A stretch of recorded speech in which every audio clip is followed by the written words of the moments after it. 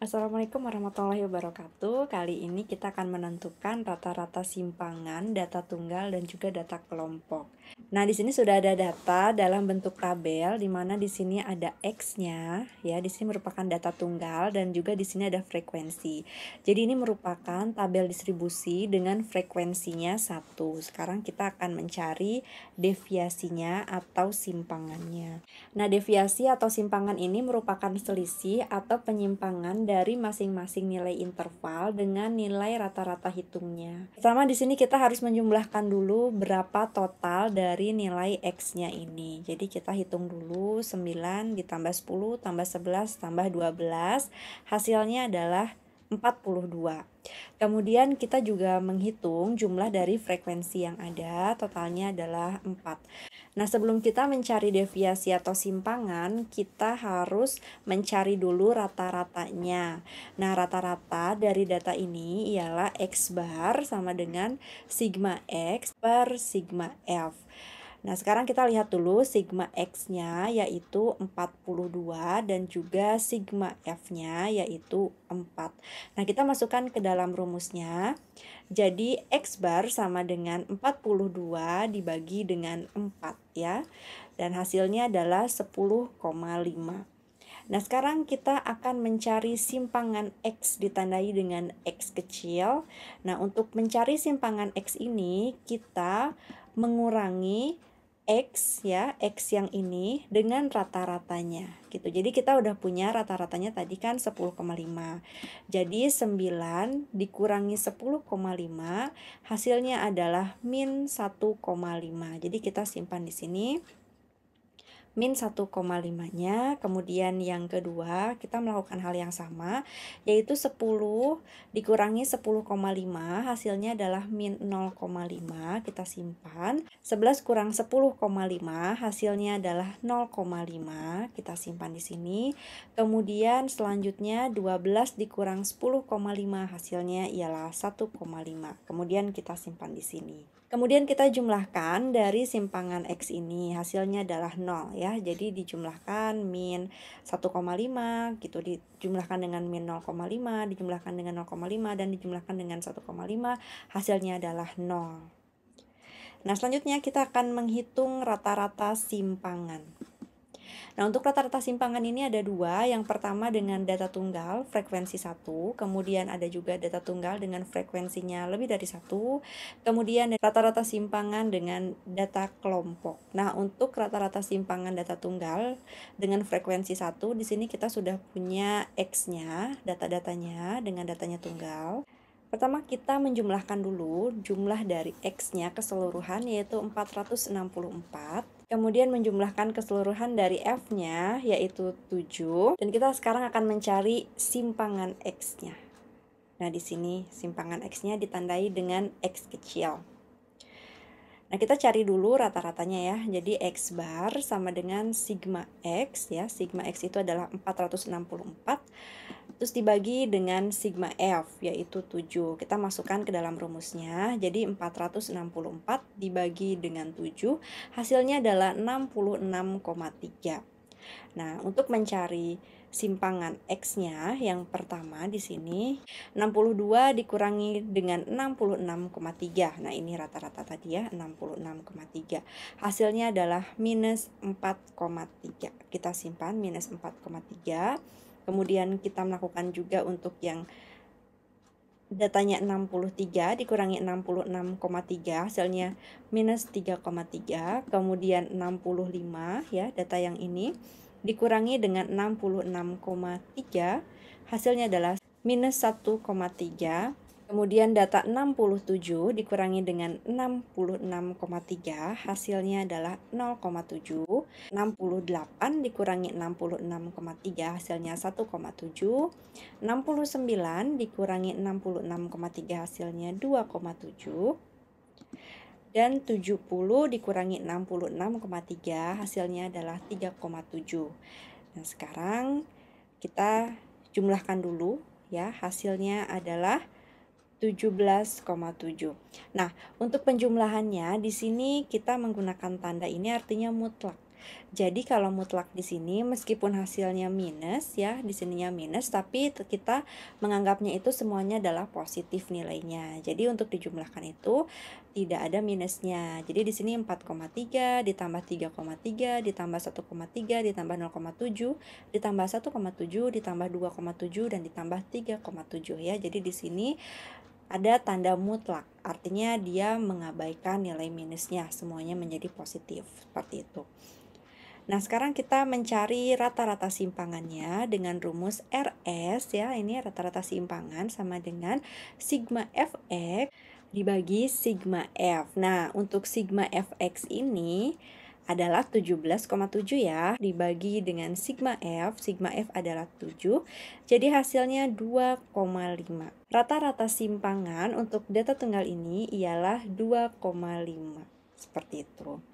Kemudian bagaimana untuk menghitung rata-rata simpangan dengan data tunggal tapi frekuensinya ini bukan satu. Nah, ini kan satu semua ya. Nah, sekarang kita akan menghitung dengan frekuensinya bukan satu. Nah, di sini sudah ada data tunggal dengan frekuensinya beraneka ragam ya, tidak hanya satu aja. Di sini ada yang 2, ada yang 8, ada yang 5, ada yang 10 dan juga ada yang 3 gitu.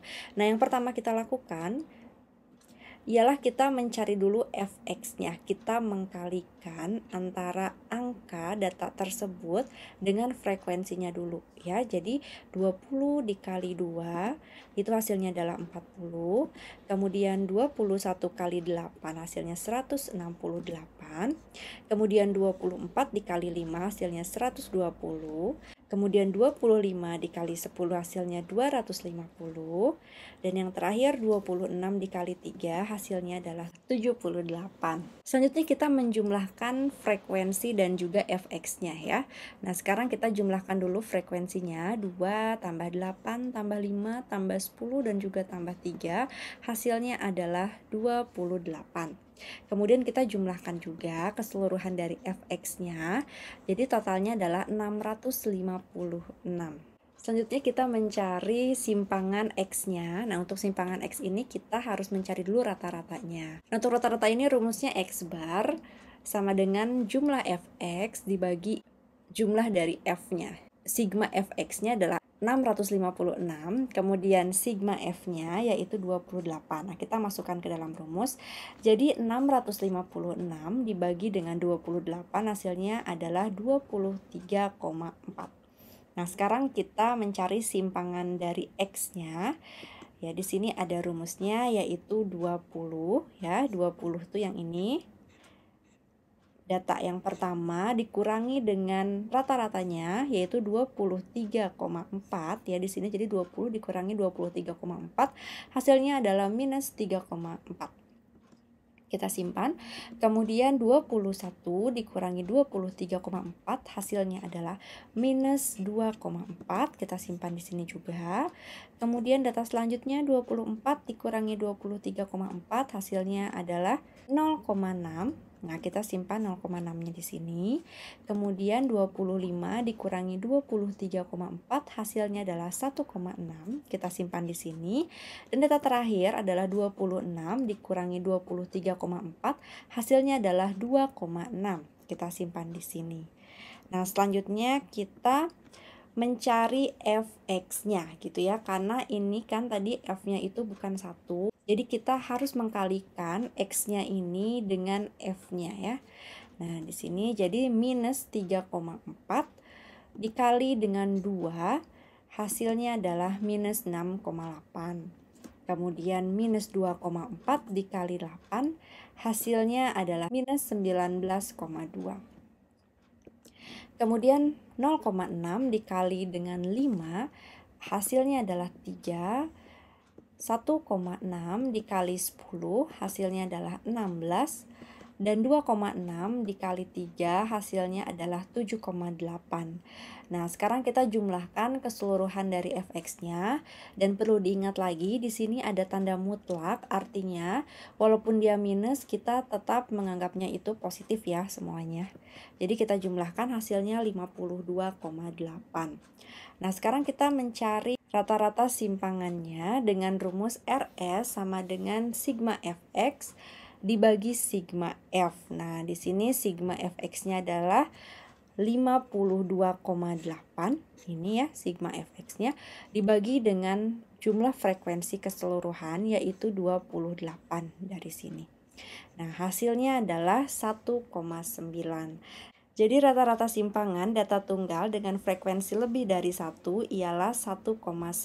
Nah, sekarang kita akan menghitung rata-rata simpangan dengan data kelompok. Di sini ada tabel dengan data interval ya. Di sini sudah ada rentang, kemudian sudah ada frekuensinya. Yang pertama kita cari yaitu midpoint-nya atau nilai tengah dari interval tersebut. Nah, di sini untuk mencari midpoint-nya yaitu dengan menjumlahkannya 20 ditambah 24, kemudian dibagi 2, hasilnya adalah 22. Kemudian untuk yang kedua, kita menjumlahkan 25 ditambah 29, kemudian dibagi 2, hasilnya adalah 27. Kemudian untuk data selanjutnya, midpoint-nya adalah 32. Kemudian 37 untuk midpoint data yang keempat, dan juga 42 untuk midpoint data yang kelima. Nah, setelah kita menentukan midpoint-nya, sekarang kita mencari Fx-nya, kita mengkalikan midpoint-nya ini dengan frekuensinya. Jadi kita mengkalikan 2 di sini dengan 22, hasilnya adalah 44. Kemudian kita mengkalikan 3 dengan 27, hasilnya adalah 81.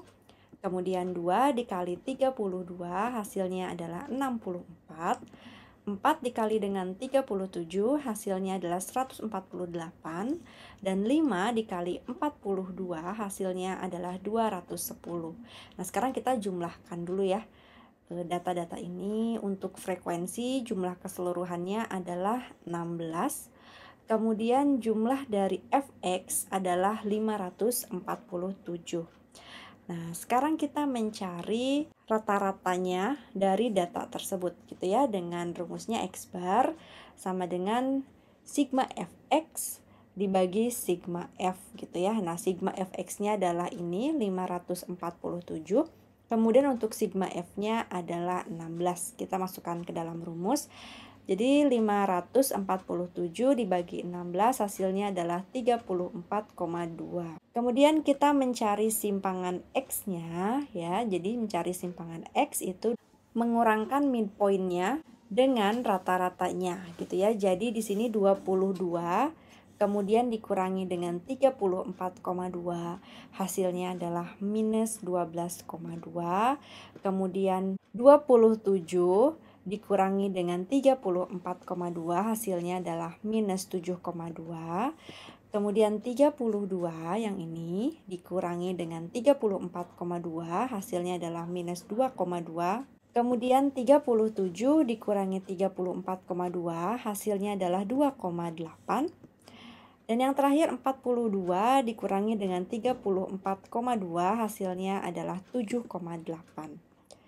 Nah, jadi di sini kita sudah memiliki nilai dari simpangan X-nya gitu ya.